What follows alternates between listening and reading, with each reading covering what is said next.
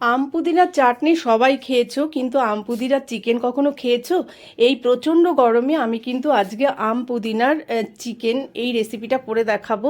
যখন একদম কিচ্ছু ভালো লাগে না না তখন কিন্তু এই রেসিপিটা তোমরা অনায়াসে বানিয়ে নিতে পারো। সেই জন্য 750 গ্রাম চিকেন নিয়েছি, আর একটা কাঁচা আম, একটু পুদিনা পাতা, দুটো কাঁচা লঙ্কা। তো আমি একটা পেস্ট বানাবো।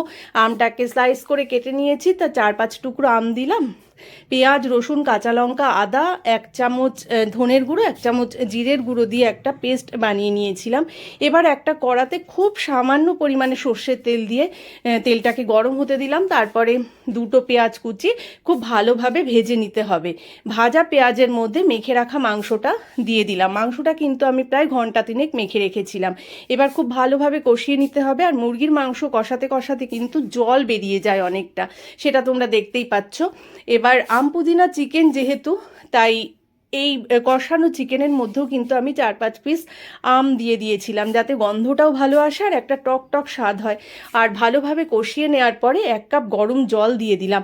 আর এই রেসিপিটা কিন্তু খুব ঝোল ঝোল হবে না, একটু গা মাখা মাখা টাইপের হবে।